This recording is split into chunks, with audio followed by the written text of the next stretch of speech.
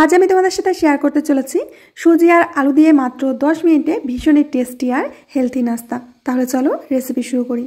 রেসিপিটা বানানোর জন্য সবার প্রথমে নিয়েছি 1 কাপ সুজি, সাথেই দিয়ে দেব 1 কাপ আটা, যে আটাটা আমরা রুটি বানিয়ে খাই। এখন দিয়ে দেব স্বাদ বুঝে লবণ, আর দিয়ে দেব 1 চামচ ভরে সাদা তিল, আর দিয়ে দেব এখানে চিলি ফ্লেক্স। এখানে 1 চামচ চিলি ফ্লেক্স দিয়ে দিচ্ছি, এটা বাড়িতে তৈরি। দিয়ে দেব বেশ কিছু ধনেপাতা। এখন শুকনো উপকরণগুলোকে খুব ভালো করে আমি মিশিয়ে নেব। আগে মেশানো হয়ে গেলে অন্য একটা বাটিতে এখান থেকে কিছুটা মিশ্রণ তুলে রাখতে হবে, এটা আমরা পরে কাজে লাগাবো। মোটামুটি আমি এখানে 4 থেকে 5 চামচ মিশ্রণ তুলে নিচ্ছি, এটা এখন সাইডে রেখে দেব। বাকি যে মিশ্রণটা আছে এই মিশ্রণটার একটা ডো তৈরি করে নিতে হবে, তো অল্প অল্প জল দিয়ে আমি ডোটা তৈরি করে নেব।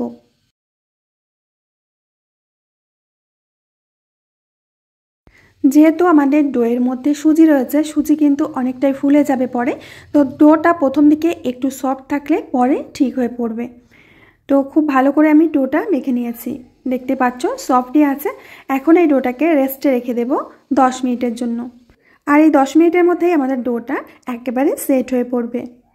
এদিকে নিয়েছি আমি 4টি মিডিয়াম সাইজের সিদ্ধ আলু। আলুগুলো আমি আগে থেকে সিদ্ধ করে খোসা ছাড়িয়ে রেখেছিলাম। এখন একটা কাঁটা চামচের সাহায্যে এইভাবে আলুগুলোকে ম্যাশ করে নিতে হবে। তোমরা চাইলে ম্যাশার দিয়েও ম্যাশ করতে পারো বা হাতের সাহায্যে মেখে নিতে পারো। কথা হলো যে আলুর যেন কোনো দানাভাব না থেকে যায়। আলুটাকে ভালো করে ম্যাশ করে নিয়েছি আমি। এর মধ্যে দিয়ে দেব সবার প্রথমে 1/2 চামচ মতো বিট লবণ, মানে স্বাদ মতো। দিয়ে দেব 1/2 চামচ মতো কাঁচা জিরা, দিয়ে দেব ধনিয়া গুঁড়ো 1/2 চামচ, সাথে দিয়ে দিচ্ছি চাট মশলা 1 চামচ, দিয়ে দেব আগে থেকে কুচিয়ে রাখা বড় সাইজের একটা পেঁয়াজ, দিয়ে দেব কাঁচা লঙ্কা কুচি। এখন সমস্ত উপকরণগুলোকে মেখে নিতে হবে। তোমরা চাইলে আরও মশলা এর ভেতরে অ্যাড করতে পারো, যেমন ধরো গরম মশলা, পাওভাজি মশলা বা ম্যাগি মশলা, এগুলো দিতে পারো, কিন্তু আমি বাচ্চাদের জন্য তৈরি করছি, তার জন্য মশলা একেবারেই কম দিয়েছি। এদিকে আমাদের ডোটা সেট হয়ে গেছে, দেখতে পাচ্ছ বেশ শক্ত হয়ে গেছে। এখন কিচেন স্ল্যাবের উপরে রেখে আরও একটু মেখে নেব।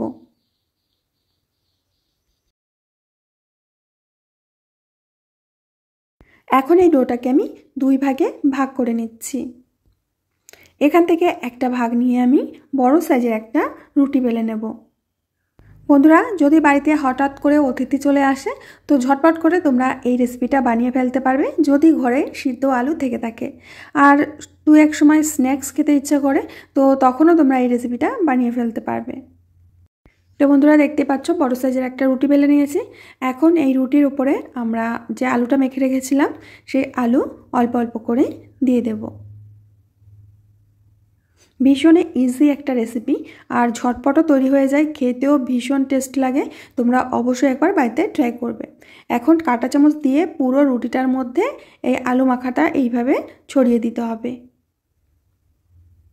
দেখতে পাচ্ছ পুরো রুটিটাই আমি ছড়িয়ে দিয়েছি। এখন এই রুটিটাকে রোল করে নিতে হবে। একদিক থেকে তুলে এইভাবে টাইটলি রোলটা করে নিতে হবে।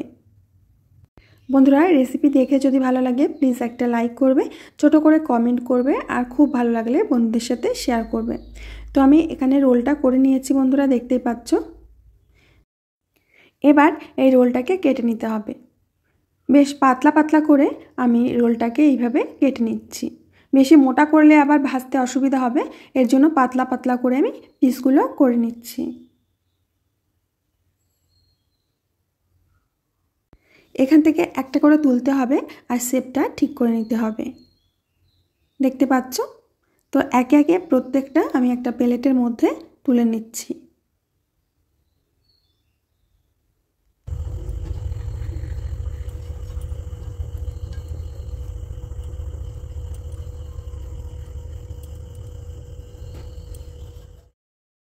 বন্ধুরা, দেখতে পাচ্ছ সবগুলো আমি কেটে নিয়েছি একসাথে। এবার বাকি যে মিশ্রণটা ছিল সেই মিশ্রণের মধ্যে অল্প অল্প করে জল দিয়ে একটা ব্যাটার তৈরি করে নিতে হবে, মানে একটা ঘোল বানিয়ে নিতে হবে। এখন এই ঘোলের মধ্যে একটা করে টুকরো দিয়ে দেব।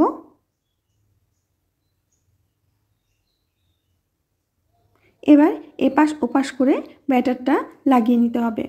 আগে থেকে কড়াইতে তেল গরম হতে দিয়েছিলাম, এখন গরম তেলের মধ্যে একটা একটা করে ছেড়ে দেব। তেলটা অবশ্যই ভালো করে গরম করে নেবে, কারণ হাই ফ্লেমে কিন্তু এই নাস্তাটা ভাজতে হয়, লো ফ্লেমে ভাজলে চলবে না।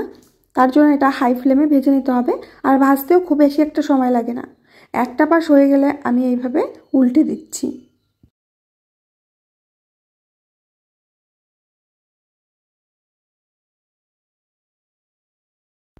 উল্টে পাল্টে প্রায় 4 থেকে 5 মিনিট সময় নিয়ে আমি নাস্তাগুলোকে ভেজে নিয়েছি।